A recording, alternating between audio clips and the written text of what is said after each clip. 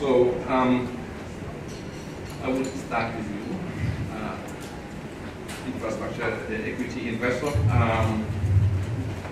If you could tell us a little bit about what, as an investment fund, you price in terms of these and past deals or in present deals or future deals that you'll be working on.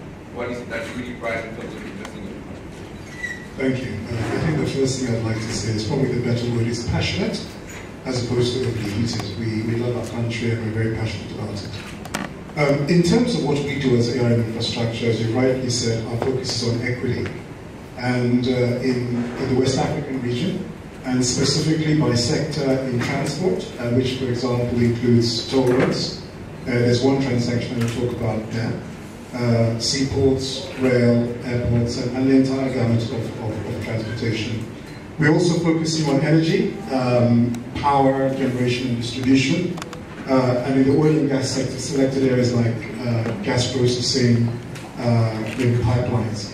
Now, even though the focus today is on transport, again, I'll remind what I said earlier on, that we recently celebrated yesterday the signing of the Azura Edo IPP, which is a 450 megawatt power plant that we're developing once with others in the delta part of Nigeria. The total cost, when you look at the power generation and the gas, is about $1 billion. And then also we like utilities. Utilities for us are principally sectors of water, so clean water and wastewater, and also selected parts of telecoms, things like subsea cables and also telecoms. So that's what we're focused on.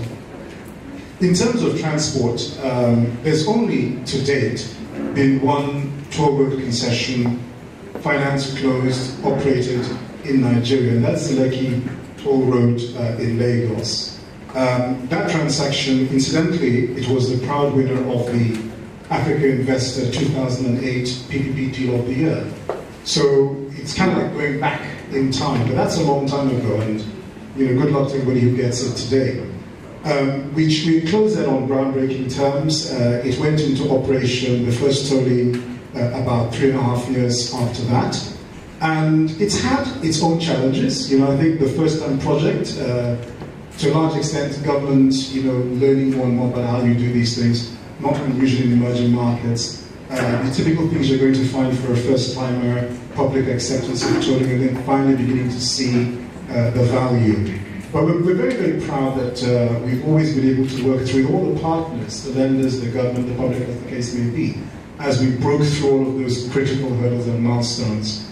And today, there's out there on that axis a toll road that is Why don't we do this? Thank you. A toll road that is functioning. There is the asset there.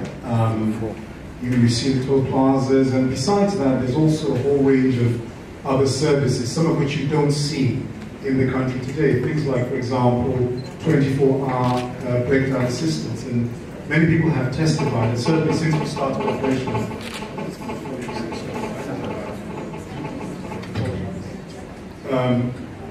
Sorry about that. I think I had my phone in my pocket. I forgot to turn it off. So you've got 24-hour breakdown recovery assistance.